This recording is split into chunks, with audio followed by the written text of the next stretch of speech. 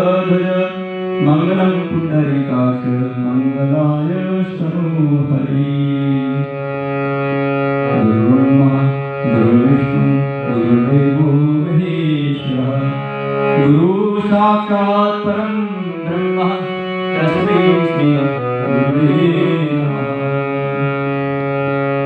मंगल भवन मंगलहारी प्रभु सुदशरथ निर्विहारी। ओम श्री विष्णुवे नमः। श्री रामाय नमः। हनुमते नमः। सर्वेभ्यो नमो नमः।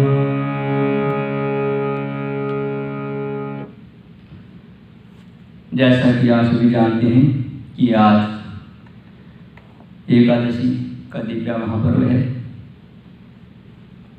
और पितृपक्ष में जो भी इस एकादशी के व्रत के महात्म्य को श्रवण करता है या एकादशी का व्रत करता है अपने पितरों के निमित्त, तो उनके पितर जहाँ भी हो, जिस भी योनि में हो, वह मुक्ति को प्राप्त होते हैं, जन्म मरण के बंध से मुक्त हो जाते हैं। शास्त्रों में इन बातों का बड़ा विस्तृत विवरण किया गया है अनेक पुराणों में, उपनिषदों में, जिसमें आपने नचिकेता कथा सुनी होगी, जिन्होंने भगवान के दरबार पर जाकर के 3 दिन तक भगवान का साक्षात करने के लिए बैठे रहे, लेकिन अपने दिव्या प्रण को नहीं छोड़ा। उसी प्रकार से कहते हैं कि जो भी व्यक्ति निष्ठापूर्वक अपने पितरों के निमित्त उनके कर्तव्यों को परिपालन करते हुए अपना जीवन निर्वाह करते हैं और अपने वंशों को उत्तरोत्तर वृद्धि हेतु कामना करते हैं, उनकी समस्त कामना पूर्ण हो जाती हैं। जैसा कि मत्स्य पुराण में भी बताया गया कि रुचि नाम की प्रजापति थे, तो उन्होंने अपनी मुक्ति के लिए भगवान का आराधना की, भगवान का निध्यासन किया, लेकिन उनके पितरों ने कहा कि हमारी सदगति कैसे होगी जब तुम विवाह नहीं करोगे, जब तुम बस की वृद्धि नहीं करोगे तो हमें तर्पण इत्यादि कौन देगा। तो फिर उन्होंने अंततोगत्वा विवाह किया और गृहस्थ जीवन के बाद उन्होंने फिर उसी प्रकार से भगवान का चिंतन किया और प्रजापति के रूप में माने गए। बड़ी विस्तार से कथा है। तो आज इंदिरा एकादशी है, जो आश्विन मास कृष्ण पक्ष की एकादशी कहा जिसको जाता है।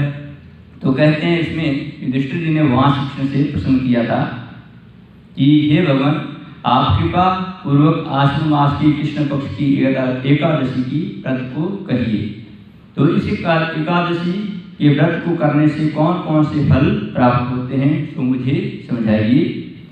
इस पर भगवान श्री कृष्ण बोले युधिष्ठिर से कि हे राजश्रेष्ठ, आश्विन मास की कृष्ण पक्ष की एकादशी के व्रत को करने से समस्त पाप नष्ट हो जाते हैं।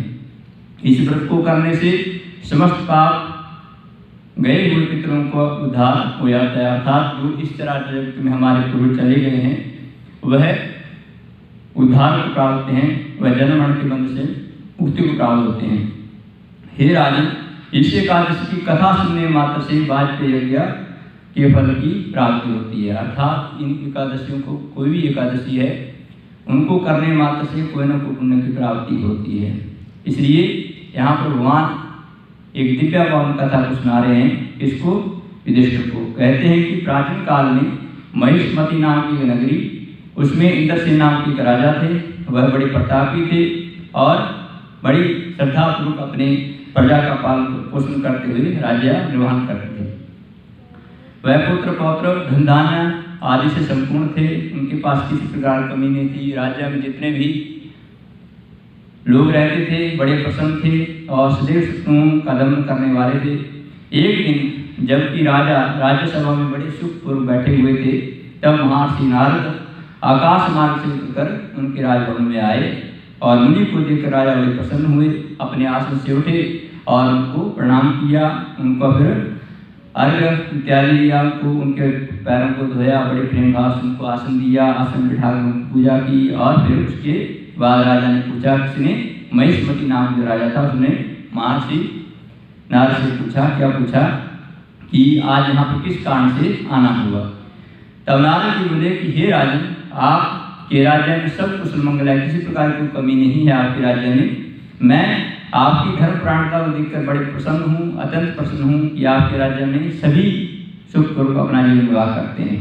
तब राजा बोले कि हे महर्षि, तथा आपकी कृपा से मेरे समस्त यज्ञ कर्म आदि सफल हुए हैं, इसलिए देव भी आपकी आज्ञा का पालन करते हैं। इस पर नारद जी बोले कि मुझे एक महान आश्चर्य हो रहा है। इस बात को सुनकर मैं शिवपति बड़ा आश्चर्य पड़ गया कि नारद जी ऐसा क्यों कह रहे हैं। तब उन्होंने कहा कि एक समय जब मैं ब्रह्मलोक से यमलोक में गया, तब उन्होंने उस जगह पर यमराज की सभा के मध्य में मैंने तुम्हारे पिता को बैठा हुआ देखा था। तुम्हारे पिता बहुत ज्ञानी, महान ज्ञानी थे, दानी थे, धर्मात्मा थे। वह एकादशी के व्रत बिगड़ जाने पर यमलोक को चले गए। एक बार क्या हुआ, उनके पिता से जाने में एकादशी के दिन कोई कारणवश व्रत में अपभ्रंश पड़ गया, जिसके कारण वो व्रत बिगड़ गया और उसके कारण उन्हें यमलोक में जाना पड़ा। लेकिन फिर भी वह यमराज की धर्मसभा में उपस्थित रहते थे।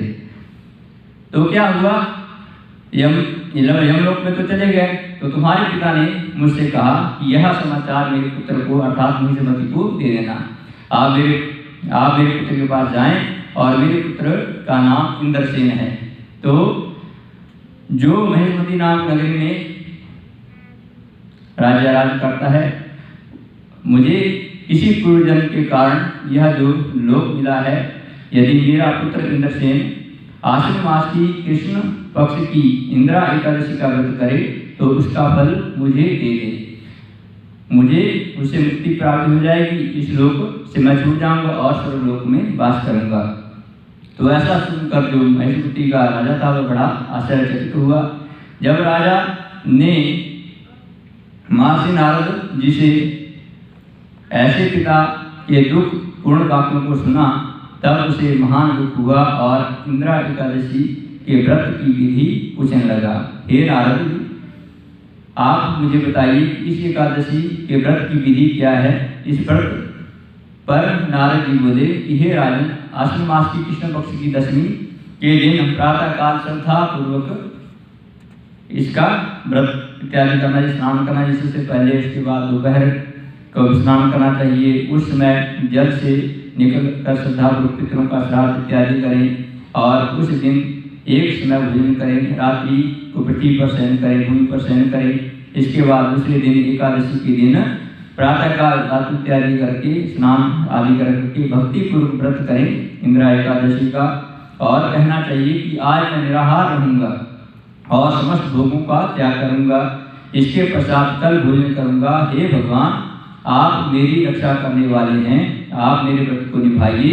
इस प्रकार से आचरण करके दोपहर को शालिग्राम जी की मूर्ति को स्थापित कर और उत्तम ब्राह्मणों को बुलाकर योग्य ब्राह्मणों को बुलाएं और उनको भोजन कराएं और दक्षिणा इत्यादि दें। भोजन में से कुछ हिस्से को गौ को खिलाएं और विष्णु भगवान को धूप दीप नैवेद्य आदि से पूजन करें विधिपूर्वक, और रात्रि को भगवान का जागरण करें, उनका गुणगान करें।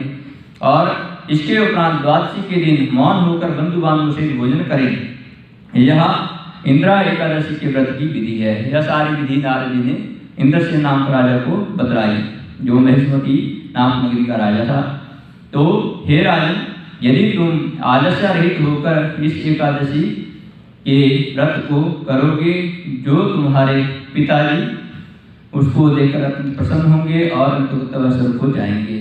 महर्षि नारद की इस बात को सुनकर इंदिरा एकादशी आने पर इंद्रसेन ने विधित रूप जो है इंदिरा एकादशी के व्रत को किया और बंधु बांधवों सहित इस व्रत को करने से आकाश से फूलों की वर्षा हुई और राजा का पिता यमलोक में गरुड़ पर चढ़कर स्वर्गलोक को चला गया।